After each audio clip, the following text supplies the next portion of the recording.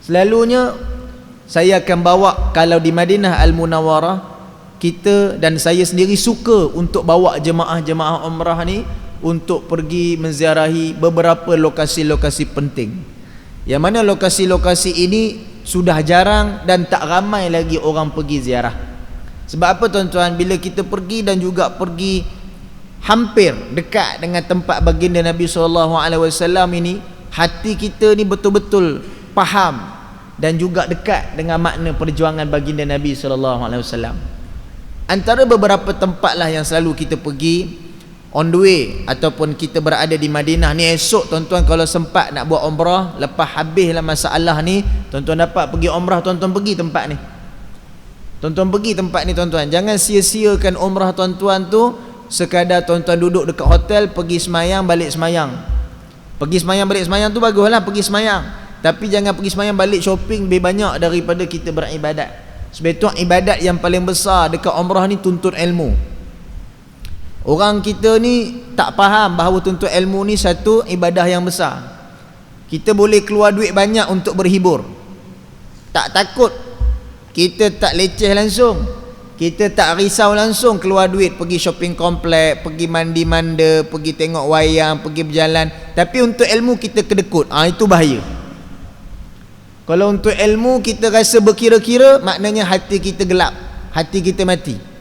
Itu bahaya.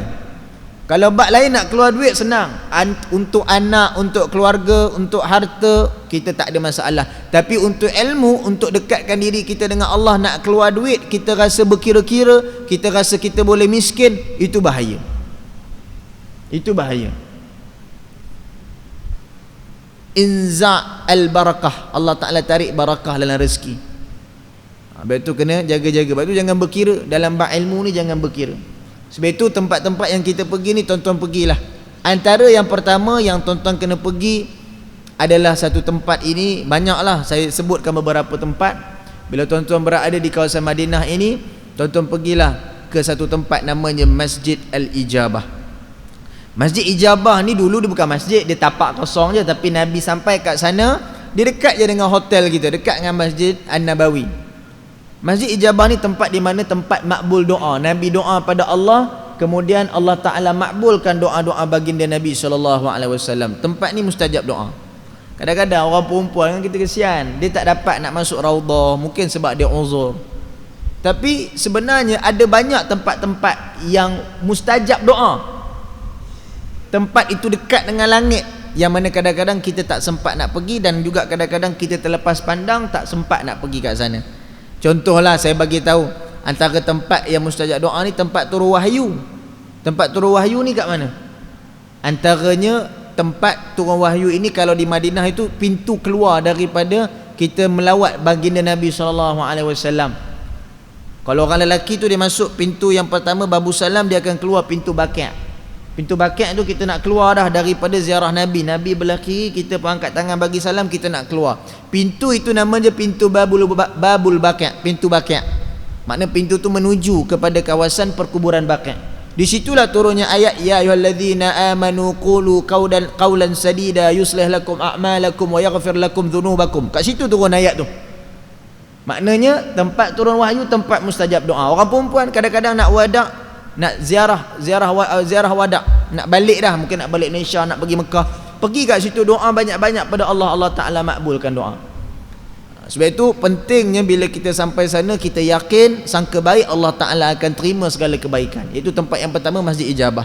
Lepas tu bila saya bawa orang pergi umrah, kadang-kadang orang pergi umrah dengan kita ni macam-macam jenis orang. Ada orang yang paling jahat, pernah ikut saya pergi umrah, macam-macam perangai, macam-macam penyakit dia pernah buat, macam-macam maksiat dia pernah buat. Jadi bila dia nak pergi umrah, orang selalu cakap dekat dia. Kita kan selalu nak pergi umrah, orang bagi nasihat, macam-macam nasihat, ada yang baik, ada yang buruk.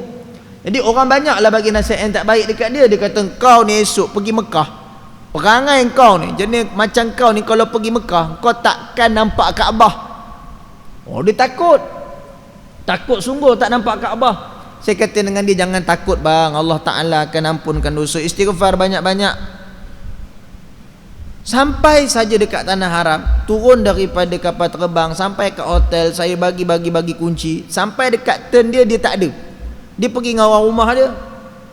Saya kata, "Kak, abang mana?" "Abang dah pergi masjid dah ustaz, dia risau tak nampak Kaabah." Saya kata, "Sabarlah dulu, kejap lagi Kang sesat ke apa ke susah, sebab baru pertama kali datang. Hotel kita ni pun tersembunyi sikit kan. Kawasan-kawasan depan ni walaupun takut orang dah tahu, tapi takut nanti sesat dan sebagainya." Tak tahulah ustaz, dia ni daripada Malaysia lagi sibuk, tak nampak Kaabah, tak nampak Kaabah. Tak apalah, saya pun tunggu dekat sejam. Ni lelaki ni yang saya sebut ni, tuan-tuan ambil pengajaran, jangan main-main. Ni hebat ni.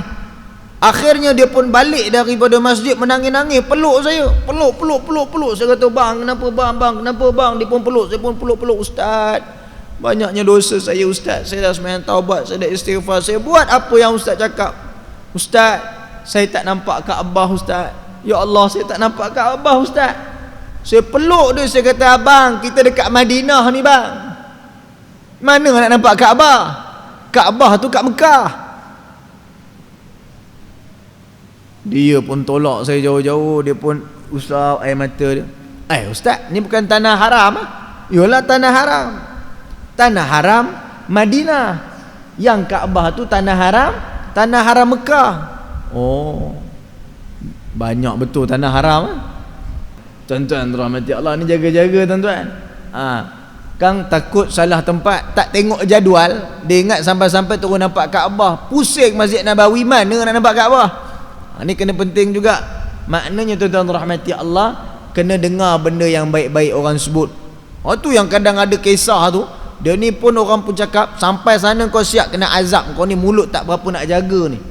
Sampai kat sana tuan-tuan, ada seorang pakcik ni, orang lain dah turun kapal terbang, dia menjerit tak boleh turun kapal terbang. Tolong, melekat dekat kursi kapal terbang tuan-tuan. Apa dosa dia tuan-tuan? Pramugari semua pergi tengok, pakcik seat belt tak buka, patutlah melekat. Tak boleh bangun tuan-tuan, melekat dekat kursi tu. Dia ingat ada dosa dibawa. Sebab itu tuan-tuan, janganlah mikir benda yang berat-berat. Jadi ini antara tempat